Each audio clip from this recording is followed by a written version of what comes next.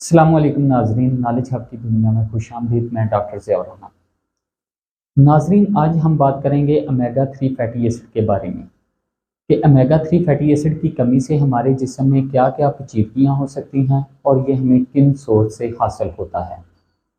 तो सबसे पहले बात करते हैं कि ये हमें किस सोर्स से हासिल होता है। तो सबसे पहले इसका अच्छा सोर्स है fish oil, cod liver oil और cod liver oil with supplement या कॉड लीवर ऑयल सप्लीमेंट। इनके कॉड लीवर ऑयल सप्लीमेंट में इसके साथ मज़ीद चीज़ें शामिल की होती हैं, मतलब कि कैल्शियम या विटामिन ए वगैरह। उसके बाद आता है इसका दूसरा बेहतरीन सोर्स है फैटी फ़िश। फैटी फ़िश में रहू, डमरा, बाम फ़िश, सालमन आ जाती है।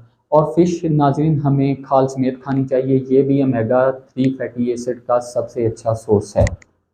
उसके बाद आ जाता है grass fed meat. Grass fed meat में वो जानवर आ जाते हैं जो कुदरती माहौल में पले बड़े हैं, ना कि फार्म वगैरह में, और उन्होंने कुदरती ग़िज़ा खाई हो। उसके अलावा आर्गन मीट में आ जाता है लीवर, हार्ट, ब्रेन वगैरह। इनसे भी हमें काफ़ी मकदार में जो है ओमेगा 3 फैटी एसिड हासिल होता है। इवन के अंडे ओमेगा 3 फैटी एसिड का बेहतरीन सोर्स हैं। इसके बाद नाजरीन आ जाता है ओमेगा 3 फैटी एसिड का एक और बड़ा source plant base omega 3। Plant base omega 3 में वालनट आ जाते हैं, आलमंड आ जाते हैं, चिया सीड आ जाते हैं और अलसी के बीज आ जाते हैं। इनसे भी काफ़ी मकदार में ओमेगा 3 हासिल होता है। अच्छा, जो प्लांट बेस ओमेगा 3 है, ये दो तरह के ओमेगा 3 इससे हमारे जिस्म को हासिल होते हैं, एक EPA और एक DHA। अच्छा, EPA जो ओमेगा 3 फैटी एसिड है, ये हमारे जिस्म में इन्फ्लामेशन को कम करता है। अच्छा, जब हमारे जिस्म में इन्फ्लामेशन कम होगा तो उससे होगा क्या? आर्थराइटिस के मरीज़ में जब आस्ता आस्ता इन्फ्लामेशन कम होता है तो उनका आर्थराइटिस ठीक हो जाता है। उसके अलावा दमा में जब इन्फ्लामेशन आस्ता आस्ता ठीक होना शुरू होता है तो हमें दमा से भी रिलीफ मिलता है। उसके अलावा लंग्स की इन्फेक्शन से भी हमें काफ़ी रिलीफ मिलता है। उसके अलावा जो हमारे जोड़ों में दर्द होता है उससे भी हमें काफ़ी रिलीफ हासिल होता है। और इन्फ्लामेशन कम होने की वजह से सर्दियों में कॉमन बीमारी नज़ला, ज़ुकाम, खांसी वगैरह, उससे भी हमें काफ़ी रिलीफ हासिल होता है। दूसरी तरफ देखें तो दूसरा जो ओमेगा 3 फैटी एसिड हासिल होता है वो DHA है। DHA जो है वो हमारे जिस्म में इन्फ्लामेशन के साथ साथ कम होने के साथ साथ हमारे कैल्शियम की मकदार को भी ठीक करता है।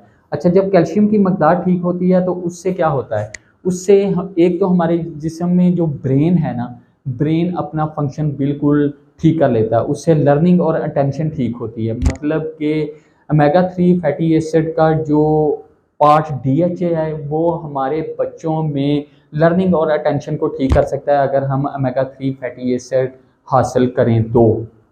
उसके अलावा वो इलाके जहाँ पे बर्फ़बारी होती है, सर्दी ज़्यादा होती है और धूप कम निकलती है, वहाँ पे होता ये है कि धूप कम निकलने की वजह से अक्सर लोगों में कैल्शियम की कमी हो जाती है। कैल्शियम की कमी होने से उनका एक तो डिप्रेशन में चले जाते हैं। तो ओमेगा 3 का DHA वाला पार्ट जो है वो हमारे जिस्म में कैल्शियम की कमी को पूरा करता है, जिससे डिप्रेशन का मर्ज़ भी बिल्कुल ठीक हो जाता है। तो नाज़रीन, सिंपल सी बात ये है कि ओमेगा 3 फैटी एसिड की कमी अगर हमारे जिस्म में दूर हो तो उससे आर्थराइटिस भी ठीक हो सकता है, उससे दमा भी ठीक हो सकता है, उससे हमारे लंग्स का इन्फेक्शन भी ठीक हो सकता है, उससे हमारे जोड़ों वगैरह की दर्द भी ठीक हो सकती है, हमारा हार्ट बीट जो अचानक तेज़ हो जाती है वो भी ओमेगा 3 फैटी एसिड जो है उसको ठीक कर सकता है। उसके अलावा हमारी नालियों में जो ज़्यादा ऑयल की वजह से ब्लड का जम जाना, वो भी ओमेगा 3 फैटी एसिड बिल्कुल ठीक करता है। तो मैंने आपको बता दिया ये किन किन सोर्स से हासिल होता है। तो पाकिस्तान में ओमेगा 3 फैटी एसिड जो कि हमारी पॉपुलेशन में इसकी कमी 70% तक है। तो नाज़रीन, हमें ओमेगा 3 फैटी एसिड बिल्कुल लेना चाहिए। मैंने आपको इसके सोर्स बता दिए हैं।